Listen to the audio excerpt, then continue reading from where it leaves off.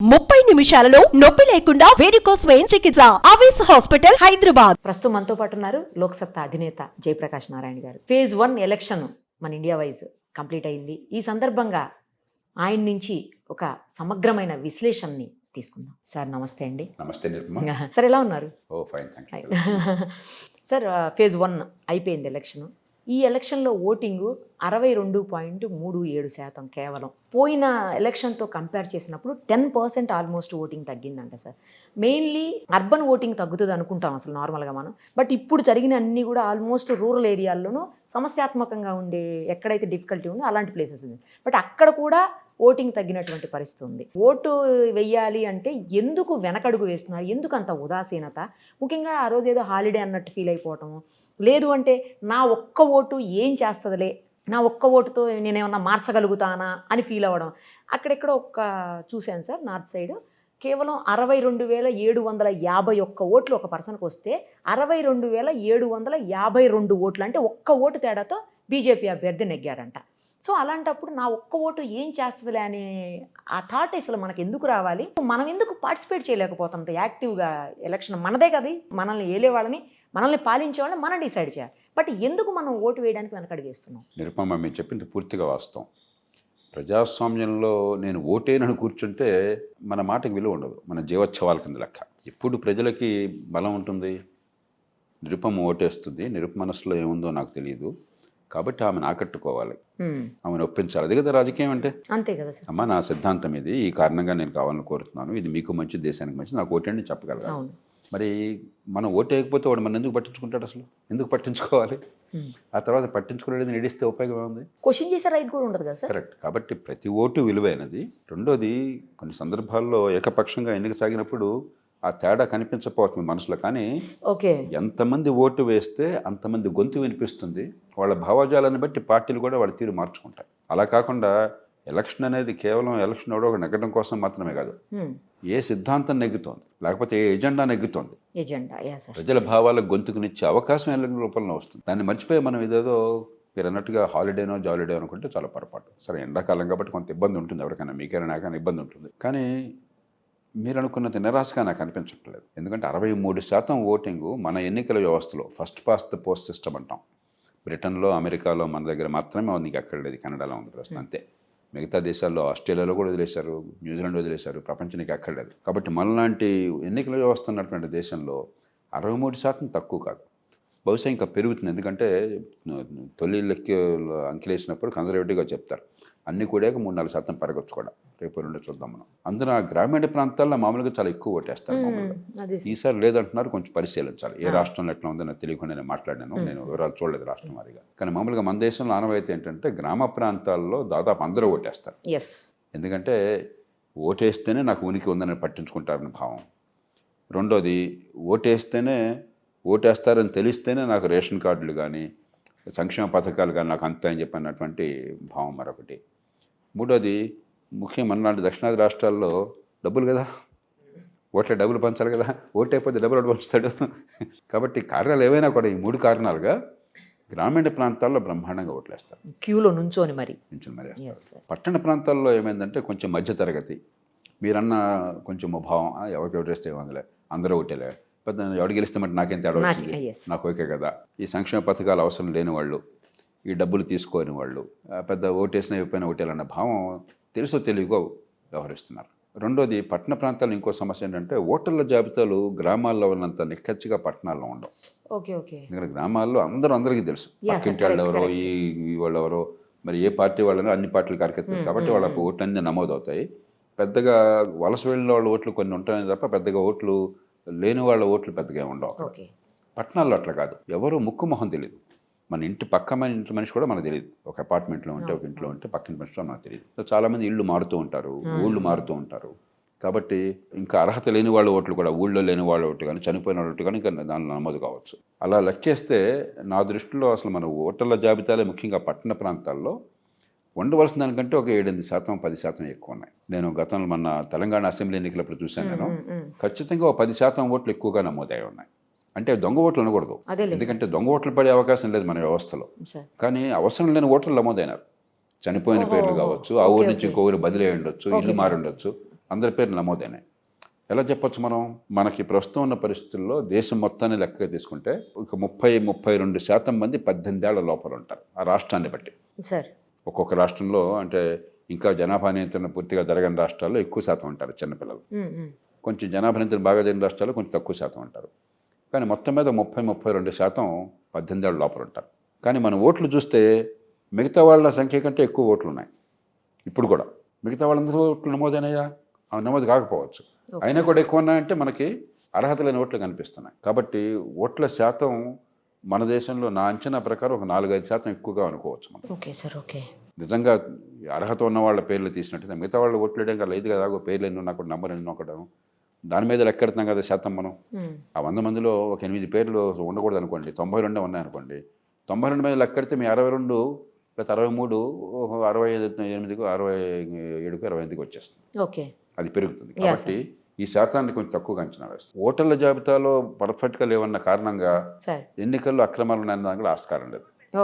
ప్రపంచంలో దాదాపు ఏ దేశంలో లేని రీతిలో మన దేశంలో ప్రతి ఓటర్కి గుర్తింపు కార్డు ఉన్నది. ఓటర్ గుర్తింపు కార్డు ఉంటుంది. గుర్తింపు కార్డు లేకపోయినా ఇతర ఫోటో ఐడెంటిటీ కార్డులు, ఆధార్ కానీ మిగతావి కానీ వాటి ద్వారా ఓటు వేసే హక్కు ఉన్నది. 3, ఓటర్ల జాబితాలో మీ ఫోటో ఉంటుంది. అసలు ప్రపంచంలో నాకు తెలిసి ఏ దేశంలోనూ కూడా ఓటర్ల జాబితాలో ఓటర్ ఫోటో దాదాపు ఎక్కడ ఉండదు. కాబట్టి చాలా ఏర్పాట్లు ఉన్నాయి. అంటే దొంగ ఓట్లు వాటికి ఆస్కారం కూడా లేదు. కాబట్టి ఇవన్నీ దృష్టిలో ఉంచుకుంటే మొట్టమొదటిది మరీ అంత అధ్వాన్నంగా ఉంది అనుకోవాల్సిన అవసరం లేదు.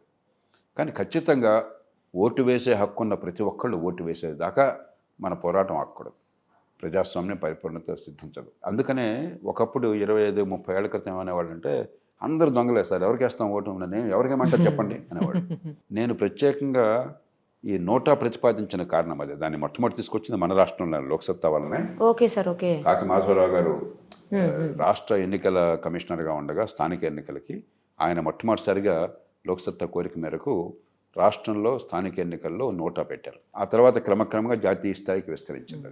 కోర్టు కూడా అలా పెట్టాలని చెప్పింది. కానీ నోటా వల్ల ఏ పెద్ద ప్రభావం ఉండదో నాకు తెలుసు.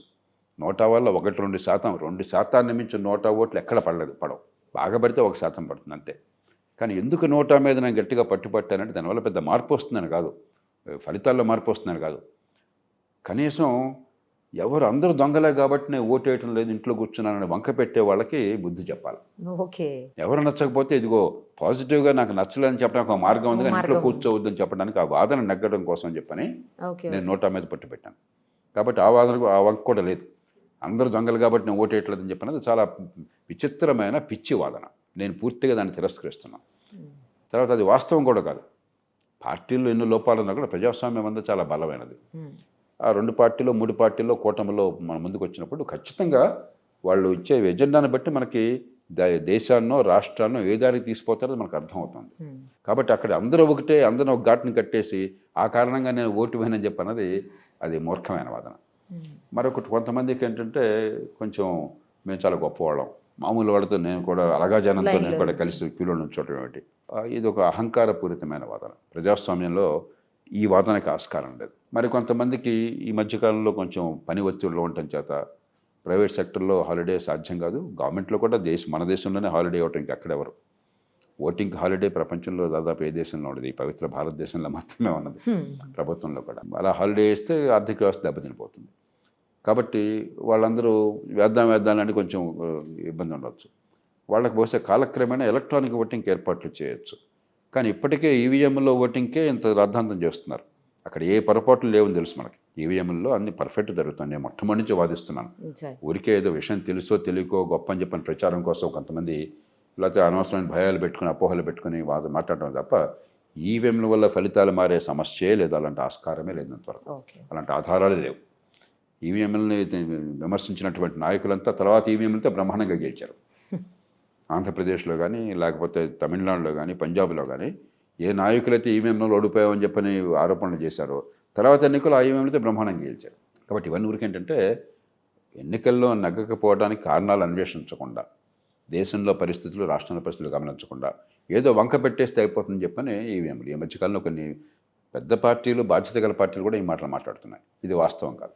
అంచేత ఖచ్చితంగా ఓటు వేయాలి. ఆ ఓటు వేసేప్పుడు కొంచెం ఆలోచించి వేస్తే మన పిల్లలకి ఏమవుతుందని చెప్పని దానివల్ల మార్పు వస్తుంది. ముఖ్యంగా మధ్యతరగతి చదువుకున్న వర్గాలను నేను కోరేది ఏంటంటే, మనం అందరం అంటున్నాం పేద జనం పాపం అమాయకులు నష్టపోతున్నారు, దగా పడుతున్నారు, డబ్బుకి ప్రలోభాలకు లొంగిపోతున్నారు. తాత్కాలికమైన తాయిలాలు కావచ్చు, లేకపోతే ఎన్నికల ముందు పంచే డబ్బు కావచ్చు, పేదరికం వల్ల లేకపోతే చచ్చనాడు పెట్టుకు వచ్చింత కట్నం అని చెప్పని. మరి ఆలోచించే వాళ్ళు కూడా ఓటేయకపోయినట్టయితే మార్పు ఎట్లా వస్తుంది? ఇది మారాలంటే డబ్బుకు లొంగని వాళ్ళు, కొద్దిగా ఆలోచించేవాళ్ళు, తమ కాళ్ళ మీద తాను నిలబడేవాళ్ళు, వాళ్ళు కొంచెం బుద్ధి ఉపయోగించి ఓటేస్తుంటే పార్టీలు ఏమనుకుంటారే, నిరుపం లాంటి వాళ్ళు చాలామంది ఉన్నారు, వాళ్ళు ఆలోచిస్తున్నారు, పిచ్చి పిచ్చిగా మాట్లాడితే ఉపయోగం లేదు, మన చేష్టలు కూడా బాగుండాలి, మన ఆలోచనలు బాగుండాలి, మన ఎజెండా బాగుండాలి, లేకపోతే ఈ వర్గం మన దూరం అవుతుందని చెప్పని భయపడి వాళ్ళు మార్చుకుంటారు. మీరంతా దూరం అయిపోయినట్టయితే, ఆలోచించే వాళ్ళు మధ్యతరగతి దూరం అయిపోయినట్టయితే పార్టీలు మారాల్సిన అవసరం ఉంది. ఇప్పుడు దాకా మన రాజకీయం కొనసాగుతుంది. నేర రాజకీయం అని తిడుతున్నాం మనం వాళ్ళందరినీ, అవినీతిని తిడుతున్నాం, మరి చట్టసభల్లో ఇష్టం వచ్చినట్టు మాట్లాడుతున్నారు, అసహ్యంగా ఉంది ప్రవర్తన అని తిడుతున్నాం, విధానాలన్నీ చెత్తగా ఉన్నాయని తిడుతున్నాం. అది నిజం కావచ్చు, అబద్ధం కావచ్చు, కానీ మార్పు ఎట్లా వస్తుంది? ఆలోచించే వాళ్ళు ఓటేస్తారన్న భయం లేకపోతే ఈ ఓటు కొనేయచ్చు, లేకపోతే జనాన్ని మోసం చేయొచ్చు, అబద్ధాలు ఆడచ్చు, అమాయకులు అంతా అనుకున్నట్టయితే మార్పు ఎట్లా వస్తుంది? కాబట్టి ప్రజాస్వామ్యం అంత అనుకున్నంత బాగోలేదు కాబట్టి ఓటు వేయటం లేదన్న వాదన కంటే బలహీనమైన వాదన, చెత్త వాదన మనకుట్లేదు. ఖచ్చితంగా మధ్యతరగతి మరింతగా దృష్టి పెట్టాలి. విచిత్రం ఏంటంటే ప్రపంచంలో ప్రజాస్వామ్య దేశాలు ఎంత బాగా చదువుకుంటే అంత ఎక్కువ ఓటేస్తారు. ఆదాయాలు ఎక్కువ ఉన్నవాళ్ళు చదువుకున్న వాళ్ళు బాగా ఓటేస్తారు. అమెరికాను తీసుకోండి, బాగా ఓటేస్తే చదువుకున్న వాళ్ళు ఆదాయం ఎక్కువ ఉన్నవాళ్ళు, తక్కువ ఓటేసేది ఆదాయం తక్కువ ఉన్నవాళ్ళు. భారతదేశంలో బాగా ఓటేసేది ఆదాయం తక్కువ ఉన్న గ్రామీణ ప్రజలు, పాపం అవకాశాలు లేని వాళ్ళైనా కూడా ప్రజాస్వామ్యం మమకారంతో వాళ్ళు ఓటేస్తున్నారు. అన్నీ ఉండి ఈ ప్రజాస్వామ్యంలో లాభాలు అనుభవించిన వాళ్ళు ప్రజాస్వామ్యాన్ని నిరసంగా చూసి, చాలా తక్కువగా చూసి ఓటేయకుండా దూరంగా ఉంటున్నారు. ఎంత విచిత్రం ఇది ఖచ్చితంగా మధ్యతరగతి పునరాలోచన చేసుకోవాలి. అయితే గతంతో పోలిస్తే చాలా మేరకు బాగుపడింది. లోక్సత్తా ఉద్యమం మొదలెట్టినప్పుడు పట్టణవాసులు, యువత, మధ్యతరగతి వాళ్ళతో ఓట్లు అసలు దాదాపుగా వేసేవాళ్ళు కాదు, 30-40% దగ్గర ఉండేది. ఇప్పుడు ఖచ్చితంగా చాలా గణనీయంగా పెరిగింది. అయితే ఇంకా లోపాలను సవరించాలి. మరి నా ఒక్క ఓటుతో ఏం గెలుస్తారులే, నా ఒక్క ఓటు ఏమి ఇన్ఫ్లుయెన్స్ చేస్తుంది అని కూడా కొంతమంది ఉదాసీనంగా వ్యవహరించారు. మీరు ఇందాకన్నట్టుగా మన ఎన్నికల వ్యవస్థలో ఒక్క ఓటు వల్ల జయాపజయాలు మారచ్చు. 2 జయాపజయాలు మారకున్నా కూడా ఎంత ఎక్కువ మంది ఒక భావజాలాన్ని గొంతునిస్తే అంతగా పార్టీలు స్పందిస్తాయి. ఓకే ఓకే ఇప్పుడు ప్లేటో అన్నాడు, ప్రజాస్వామ్యానికి దూరంగా కూర్చున్నట్టయితే, లేకపోతే పరిపాలనకు దూరంగా కూర్చున్నట్టయితే మనకు జరిగే నష్టం దుర్మార్గుల దుష్పరిపాలన అనుభవించడం అని చెప్పన్నాడు. కాబట్టి మనం నా ఒక్క ఓటు ఎందుకు అని నీరసం మాటలు మాట్లాడి, లేకపోతే కొంచెం ఫ్యాషనబుల్ మాటలు మాట్లాడి దూరంగా ఉన్నాం, గొప్పవాడు అనుకుంటే ఇక మాట్లాడే హక్కు మీకు తర్వాత నోరుమూసి కూర్చొని. అవినీతి ఉన్నా, దుర్మార్గ పరిపాలన ఉన్నా, గోండాగిరి ఉన్నా, క్వశ్చన్ చేయడానికి లేదు. రాష్ట్రమో దేశమో సర్వనాశనమే, నోరుమూసి కూర్చోండి, మీకు హక్కు లేదు. సుమన్ టీవీలో మీ పర్సనల్ అండ్ బిజినెస్ ప్రమోషన్స్ కోసం కింది నెంబర్కి కాంటాక్ట్ చేయండి.